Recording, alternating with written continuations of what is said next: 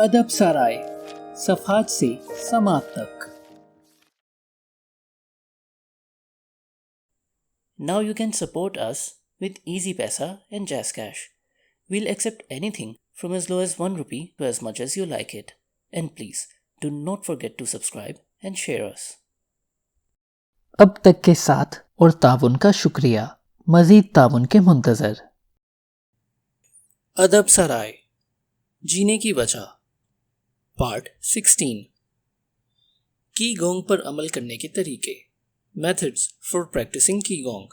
इसकी सही और कामिल प्रैक्टिस करने से पहले हमें ये बात ज़हन नशीन कर लेनी चाहिए कि असल ज़िंदगी हमारे पूरे जिस्म में बहती है, लिहाजा हमें इसके सारे हिस्सों को मुनज़्ज़म करने का तरीका आना चाहिए।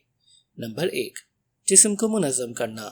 सही पोजीशन को इख्तियार करते हुए इसके लिए ज़मीन के साथ मजबूती से जुड़े होना ज़रूरी है।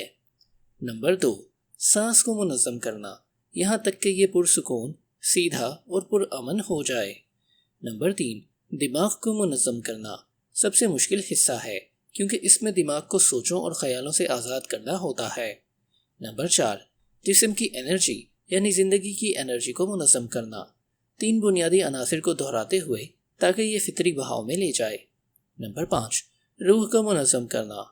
रूह असल में हमारी इस जंग में असल बुनियाद और क़ुव्वत होती है। इस तरीक़ेकार से एक फ़र्द इस काबिल हो सकता है कि इसके तमाम हयातियाती अनासिर आज़ाए जिस्म एक ही मकसद की तरफ मिलजुल कर काम करें। की गोंग के 5 अनासिर। इसकी सबसे मारूफ और बाअसर वर्जिश वो इन 5 अनासिर की एक सीरीज़ है जो इनकी नुमाइंदगी करती है: ज़मीन, पानी, लकड़ी, धात और आग। तहरीकों का ये सिलसिला दिमाग और आज़ा के अमल को बेहतर बनाने के लिए 5 हालिया एनर्जीज़ को मुतवाज़न करके इस्तेमाल करने का दरस देता है। इन मशकों के करने के बहुत से तरीके मौजूद हैं, मगर हम इनको बार्सिलोना की एक मारूफ डॉक्टर के बताए हुए तरीके के मुताबिक आपके सामने पेश करेंगे। ज़मीन। नंबर 1, टांगों के दरमियान थोड़ा फासला करके ज़मीन पर सीधे खड़े हो जाएं और कंधों को आहिस्तगी से झुका दें। नंबर 2, अपने पाँव को थोड़ा सा बाहर की तरफ निकाल दें अपनी पोजीशन पर फोकस करने के लिए। नंबर 3, अपने कंधों को पुरसुकून और झुके हुए रहने दें और आपके बाजू भी ढीले होकर लटके रहें, जिस्म से थोड़ा सा हटकर। नंबर 4, जैसे ही आप सांस अंदर को खींचें, अपने हाथों को आराम आराम से ऊपर की तरफ उठाएं, यहाँ तक कि वो आपके कंधों के बराबर हो जाएं। हथेलियों का रुख नीचे की तरफ ही रखें। नंबर 5, अपने घुटनों को थोड़ा सा झुकाव के साथ सांस छोड़ें और अपने बाजुओं को नीचे ले आएं, यहाँ तक कि आपके हाथ अपने पेट के बराबर आ जाएं। हथेलियों का रुख अंदर की तरफ हो। नंबर 6, इस हालत में थोड़ी देर बरकरार रहें, सांस पर तवज्जो मरकूज रखें। पानी। नंबर 1, ज़मीन वाली आखिरी हरकत से आगे बढ़ते हुए अपने घुटनों को एक स्क्वाट में मोड़ें, अपने सीने को सीधा रखें, सांस को बाकायदगी से खारिज करते रहें। नंबर 2, अपने कॉसिकस दुमची की हड्डी को नीचे की तरफ दबाएं, रीढ़ की हड्डी की तरफ मुतवज्जा हों। नंबर 3, जैसे ही सांस अंदर लें, दोबारा से अर्थ वाली पोजीशन की तरफ लौट आएं। नंबर 4, इस अमल को कुल 3 मरतबा दोहराएं। लकड़ी। नंबर 1, ज़मीन अर्थ वाली हालत से दोबारा शुरू करते हुए अपनी हथेलियों को ऊपर की तरफ मोड़ें और अपने बाजुओं को अतराफ में खोलें। जब आप आहिस्ता सांस लें तो एक दायरा बनाएं, जब तक कि आपके हाथ आपकी हंसली के बराबर न आ जाएं। अपने कंधों को आरामदेह रखते हुए अपनी हथेलियों और कोहनियों को नीचे की तरफ मोड़ें। नंबर 2, जब सांस को खारिज करें तो इस अमल को उलट कर लें। अब बाजुओं के साथ नीचे की तरफ दायरा बनाएं, यहाँ तक कि आप अपनी इब्तदाई हालत को पहुँच जाएं। नंबर 3, इस अमल को भी 3 बार दोहराएं। धात। दोबारा से ज़मीन वाली पोजीशन से शुरू होते हुए अपने बाजुओं को बुलंद करें, यहाँ तक कि आपके बाजू आपके सीने की हड्डी के बराबर आ जाएं। नंबर 2, हथेलियों का रुख एक दूसरे की तरफ फेरें, तकरीबन 4 इंच के फासले पर रखें दोनों को। अब उंगलियों को आराम से ऊपर की तरफ करें और ढीला छोड़ दें। नंबर 3, सांस को अंदर की तरफ खींचें, दोनों हाथों को एक दूसरे की तरफ ले जाएं, यहाँ तक कि वो दोबारा हालत नंबर 2 पर आ जाएं। नंबर 4, जैसे ही सांस छोड़ें, ہاتھوں کو بھی چھوڑ دیں۔ نمبر 5، دوبارہ دہرائیں، مکمل 3 بار ہو جائے گا۔ جب ہاتھوں کو پھیپھڑوں کے برابر لے کر آئیں تو اپنی انرجی پر توجہ مرکوز کریں۔ نمبر 1، دوبارہ سے زمین والی حالت سے آغاز کریں۔ جب سانس اندر کو لیں تو اپنے ہاتھوں کو اپنے دل کے برابر تک لے کر آئیں۔ ایک ہاتھ کو دوسرے سے تھوڑا سا اوپر اور آپ کی ہتھیلیاں ایک دوسرے کی طرف ہوں۔ نمبر 2، ہاتھوں کو دائیں بائیں گھمائیں، اپنے دل کی انرجی اور طاقت کو محسوس کریں۔ نمبر 3، اپنی کمر سے آہستہ سے بائیں طرف موڑیں، اپنے دھڑ کو آرام سے رکھیں، اپنے بازوؤں کو زمین کے متوازی رکھیں۔ نمبر 4، اس وقت تک آپ کی ہتھیلیاں ایک دوسرے کے آمنے سامنے ہوں۔ ہاتھوں کو الگ الگ رکھیں، ایک کو اپنے کندھوں کے برابر اونچا رکھیں اور دوسرے کو نیچے کی طرف اپنے پیٹ کے برابر رکھیں۔ نمبر 5، اپنی کمر کو آہستہ سے دائیں طرف کو موڑ دیں، اپنے دھڑ کو اب بھی متوازی رکھیں اور بازوؤں کو زمین کے بالمقابل۔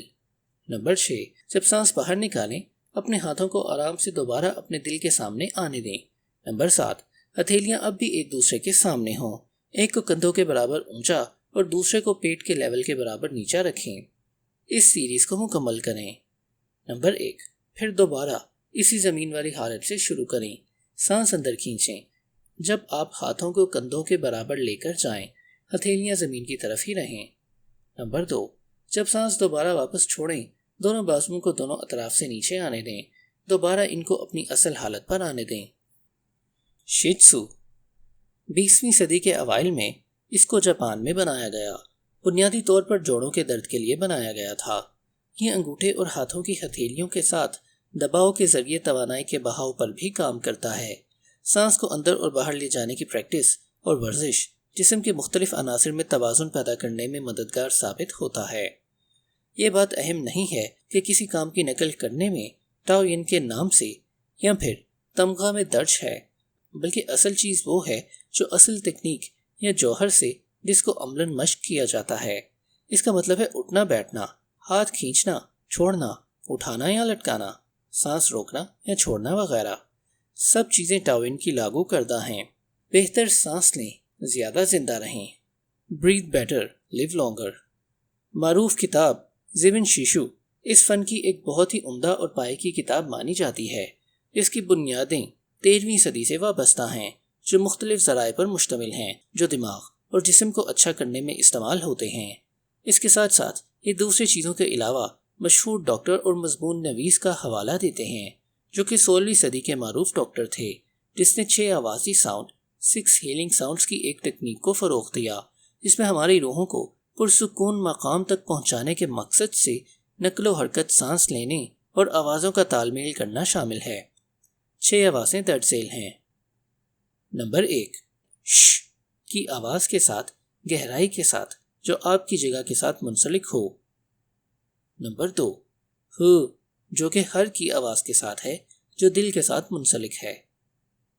نمبر 3، سی جو کہ سر کی آواز کے ساتھ ہے، آرام سے سانس خارج کرتے ہوئے جو کہ پھیپھڑوں سے منسلک ہے۔ نمبر 4، شو جو کہ شو کی آواز کے ساتھ ہے، زور سے سانس کا اخراج ہو کہ آپ کے گردوں کے ساتھ منسلک ہے۔ نمبر 5، ہو جو کہ ہو کی آواز کے ساتھ جو کہ ٹلی سپلین کے ساتھ منسلک ہے۔ 6، شی جو کہ شی کی آواز کے ساتھ جو کہ آپ کے پورے جسم سے منسلک ہے۔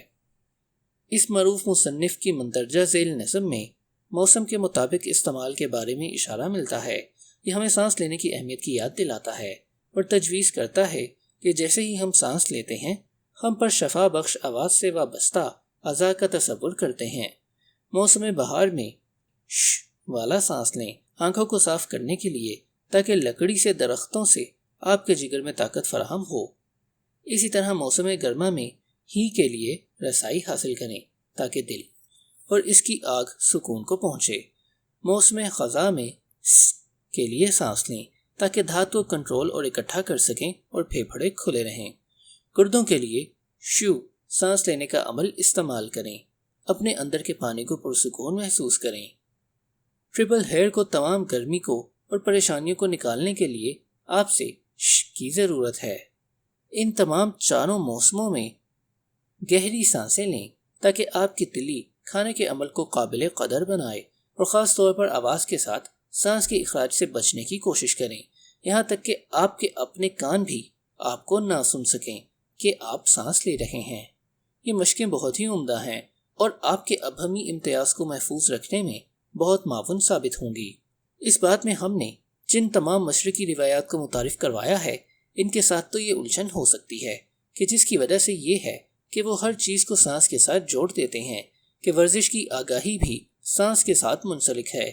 یہ دونوں اجزائے نقل و حرکت اور سانس لینے میں ہمیں اپنے جسم کو روزمرہ کی پریشانیوں کے سمندر میں لے جانے کی بجائے اپنے جسم کے ساتھ ہم آہنگ ہونے میں مدد فراہم کرتے ہیں، کیونکہ زیادہ تر وقت جو ہم گزارتے ہیں اس میں ہم اپنی سانسوں کے بارے میں کچھ بھی نہیں جانتے۔ ادب سرائے۔